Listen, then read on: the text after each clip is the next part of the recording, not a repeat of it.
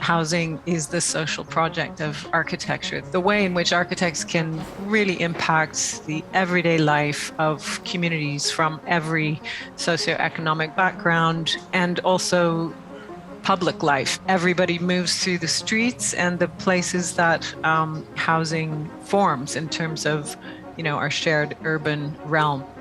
It's been something I've always been committed to in my career.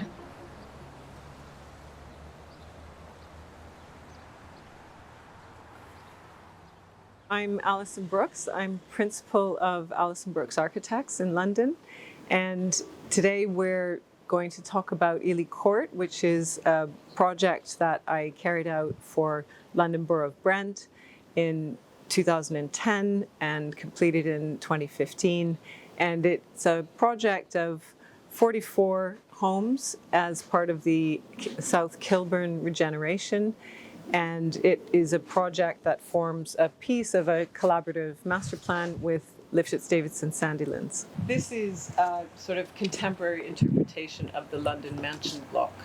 The existing buildings that were here were sort of sideways to the street. They sort of presented a blank gable wall to the street, and there were only, I think, 14 flats in 3 buildings. And so this is 44 homes in the space where there was 14, so a significant uplift in density. And the main thing for me was sort of creating homes that address the street, sort of activating the street and creating a series of sort of layers and threshold spaces between the public realm of the pavement, the kind of very familiar front garden to a terraced house, and then a portico that creates a kind of veranda condition, a sort of threshold.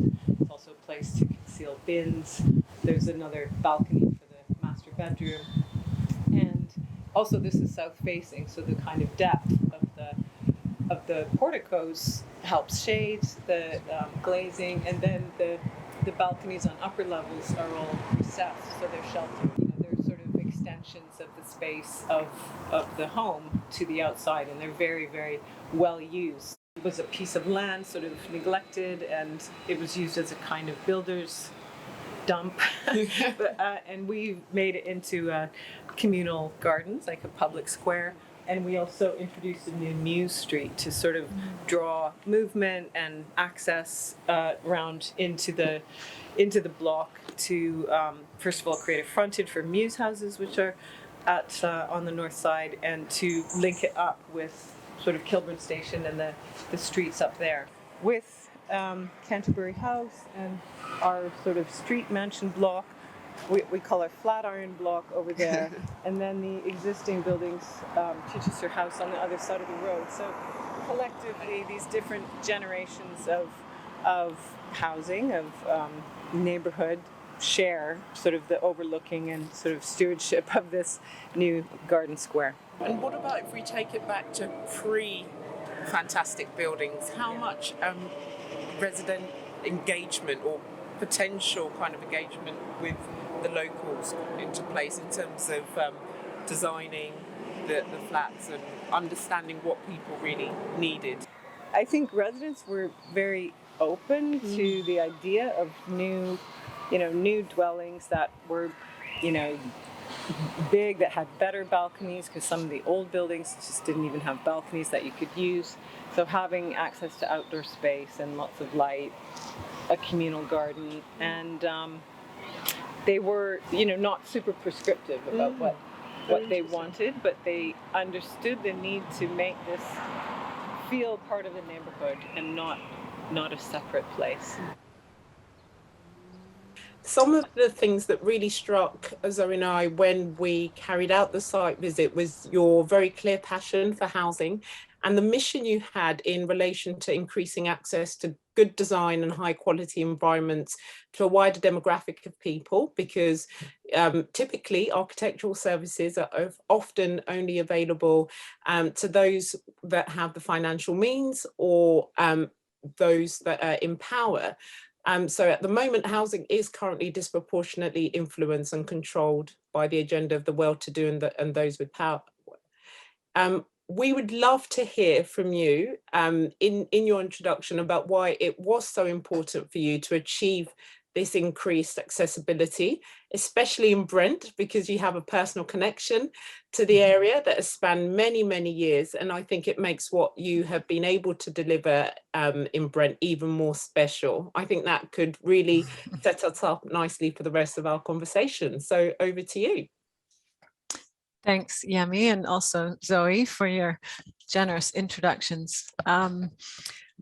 Well, I'm really happy to talk about Ely Court and the kind of meaning it has for me, I suppose, beyond the fact of it being a housing regeneration project. As you alluded to, Yẹmí, the project has a kind of personal connection to where I live and my experience of London, because I live in Kilburn. I live in Queen's Park, very nearby, and I became aware of the South Kilburn Estate when I was quite young, when I first had come to London and would take the bus. I think it was the 24 bus or some bus that went from between Chalk Farm and Notting Hill, and it went right through the South Kilburn Estate, and I was struck by how sort of terribly excluded and segregated, and it is an example of a kind of failed urban vision of the 1960s and 1970s, these kind of modernist utopias that turned their backs on the street and sort of presented a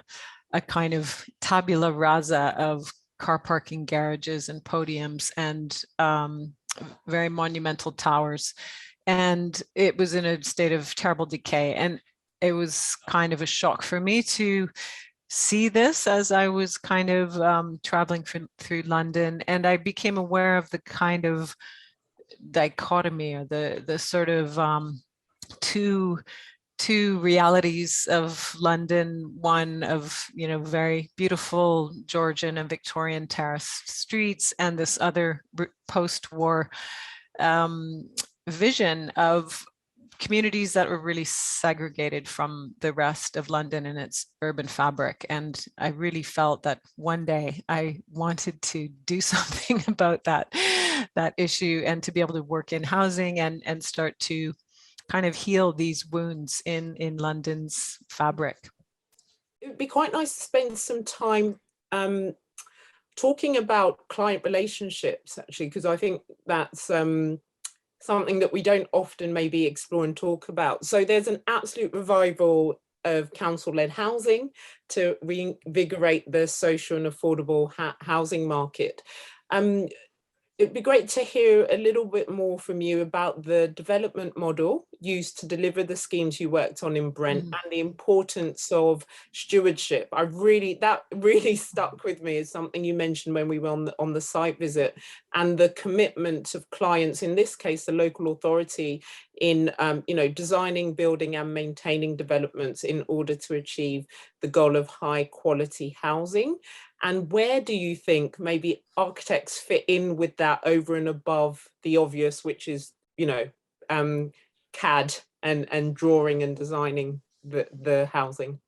I've often talked about my work in the South Kilburn Estate as being an example of a sort of the great way in which a client who has a long-term investment and long-term commitment to a place can actually really make a difference in terms of both sort of restoring and repairing places that were really badly affected in the sort of post-war reconstruction era, and sort of learning from those lessons and taking that long-term view into the future. And Brent Council has taken that role in relation to the South Kilburn Estate. They commissioned a master plan, an estate regeneration master plan in 2005. That was more or less about 20 phases across a huge estate of around, I think around 2,000 homes, 2,500 homes. And and they took the role of sort of staging and commissioning architectural competitions for each phase of the master plan. So even built into that scenario is this idea of diversity that, in an estate that once was designed by one hand, there are about 12 huge towers on podiums with low-rise elements on the parking podiums, just spread all across South Kilburn. So there's this kind of monoculture there, which is one of the many problems. And so they took on the role of sort of embedding diversity in the master plan by breaking the master plan up into phases. And then for each phase, they commissioned and staged a competition that was open to their framework architects. Very quick sort of sketch competition with a team, I think about 3 weeks start to finish. And then they appoint the preferred bidder. It's not really a design competition, it's more of an approach and a team and a fee. They commission the architects to planning and steward that process from the competition to the submission, which generally would take about 6 to 7 months, which is kind of amazingly streamlined, and then tender it to the market. And so they have a kind of scheme that they're happy with in terms of the mix, the quantum, the scale, the compliance with the master plan. And so it's a very easy thing to get developer contractors to bid because the planning risk is gone. So it's a great thing for developers to buy into, because all they have to do really is build it. and then there's a process of tendering to do stage 4 construction documents, which is kind of unfortunate because, of course, we would like to always produce our own construction documents. So we've had to tender to take on that role. But ultimately, I think it's a sort of win-win situation because architects are able to sort of get buy-in to a kind of design vision at the outset of planning. The planning process is streamlined. Planning risk is removed for developers, and the developers have to sign up to delivering exactly what was designed at planning. So it's a really ideal scenario. And also the council is able to learn phase by phase. So now they've built about 6 or 7 phases, and every time they do it, they can bring in lessons learned from the past. The densities have gone up, I would say, from 10 years ago. But that's a condition of London over the past 10 years and sort of instructions that councils are getting from central government.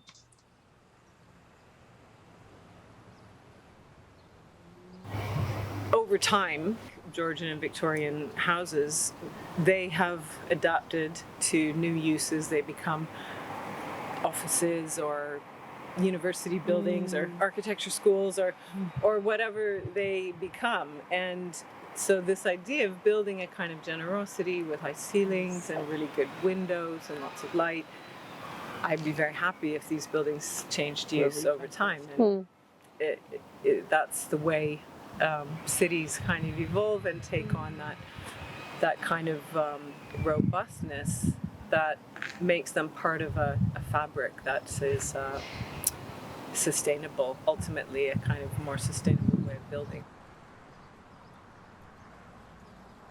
So there's a very clear generosity in your work, and that was evident in the buildings at Ely Court, and we also walked around to the Unity. So, high ceiling, big windows, high levels of natural light.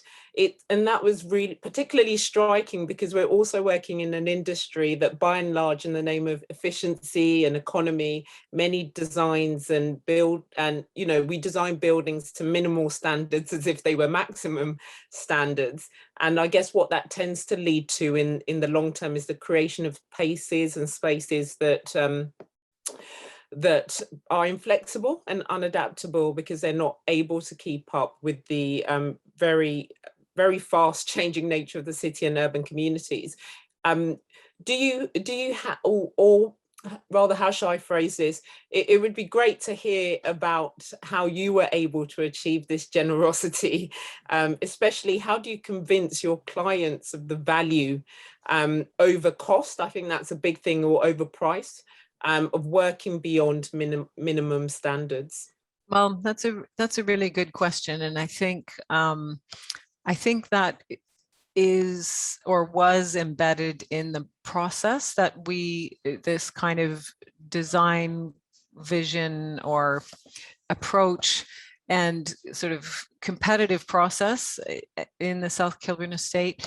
The schemes that we produced always had 2.6 meter floor to ceiling heights, and they're always mansion blocks. They always have dual aspect units, and they always have French doors. I mean, this is something that I've sort of brought to my projects there. And I think they could kind of see that this was a fundamental transformation of the kind of language and character and quality of buildings that have been built in South Kilburn, over the years. And they sort of understood that everything is related in housing. I think proportions are hugely important in, really, because it's a kind of cellular typology of building. You're always working with sort of repeated units that are more or less cellular. So it's all about the proportions of the windows and the patterning of the windows and the material. For me, the DNA of housing is floor to ceiling heights, window proportions, and the basic format of circulation. And in a mansion block, you can really optimize everything. My sort of mantra was to not design corridors, never to have access to homes via a long corridor, airless corridor with no light, no air to get to your front door. And the great thing about mansion blocks is that you don't have to go down a corridor. You go straight from the stairwell into your flat. And I think that engenders this sense of a shared home, that you get to know your neighbors. The landing is a kind of shared space. And that's, only subject to sort of 2 or 3 or 4 households sort of looking after it. And there's an opportunity to kind of, value and look after that space. They could kind of see that the kind of character and the quality of the street elevation was super important.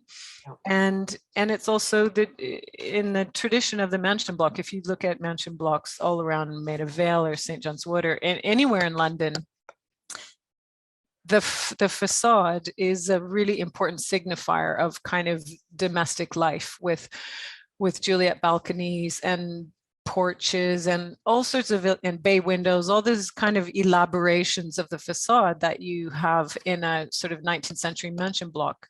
They're all really critical. If you start stripping them away, you just end up with a really, sort of barren facade. And that's what they want to replace, is the kind of barren, characterless, kind of brutal facades that characterized so many projects in the 1960s. So I guess it's about sort of the client understanding that they are actually commissioning a cultural artifact, I would call it, that,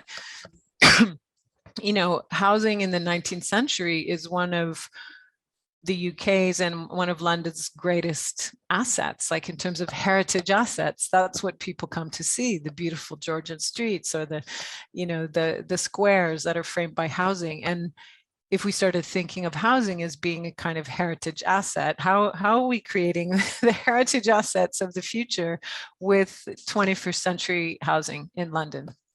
One of the things also that I love hearing you talk about is this idea of creating a DNA for a project, and then how within that then there's also variety. So a consistency, but then variation and changes in rhythm and these much more human elements and this human scale, as you've just been talking about with the idea of the porch, the veranda.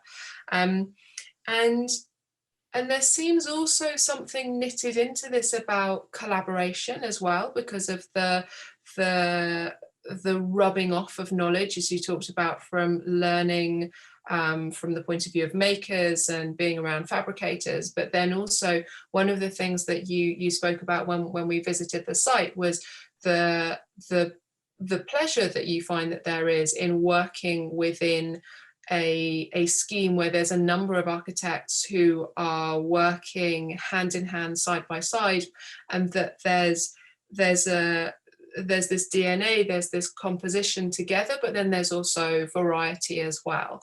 And I wondered if maybe you might speak a little bit more about why you feel that in terms of city making, that's so beneficial for cities, and also thinking about your international understanding, because we're talking about a London project, but you have an extraordinary breadth of experience of working at a more sort of globally on different projects. There's two important things. One is that it brings diversity to the kind of site master plan. If you've got sort of 200, 250 dwellings, I think it's really important to have more than one. I think around 100 or 120 units is enough for one architect to design at one time. And beyond that, it's just like too much of a good thing. And it's much better to have more hands. So the collaboration was important. We were able to learn from each other. We shared in the kind of master plan stage. And I do think that virtually all housing is urban design. Fundamentally, you start with an urban design, you're designing streets, you're designing a piece of a neighborhood. So you have to kind of think as an urban designer, and then you think about an architect as in terms of your housing, or simultaneously. Back to this sort of diversity point. So collaborating on a site was really fruitful, and a kind of shared palette of materials, responding to the character of South Kilburn, its sort of 19th century villas and its sort of conservation area, tonality in terms of materials, and the proportions as well, because most of those 19th century buildings have high ceilings and tall windows because they were all built before electricity. So of course you had to have very high windows to maximize the number of daylight hours. And they also give you a sense of kind of well-being and access to light. I think the idea of being able to really, really learn from the past and take that forward, and not continuing to make maybe the same errors is quite interesting. And we always talk about all the things that work fantastically well. I think it would be quite interesting to see that upon reflection on the project since completion, what are the things that you've learned that you would perhaps do differently? What are the things that maybe you continue to do today that have worked, and how have those projects informed the work you're doing now? On reflection, I wish we'd had the ability to introduce more uses into the projects that I've designed, or we designed as a collective of architects over the 3 projects I've done there. They're basically the ground floor of all the buildings are units, sort of ground floor units, and the ones on the busier streets, I think they do kind of suffer from this problem of all housing having to be flushed on the ground floor for Part M access. And so you don't have that kind of separation that a few steps would give you in terms of privacy and just a kind of sense of safety by being kind of detached from the ground plane. So I think it would have been great if we'd been able to have more mixed uses, like a pub, for example, which is always impossible to get into projects.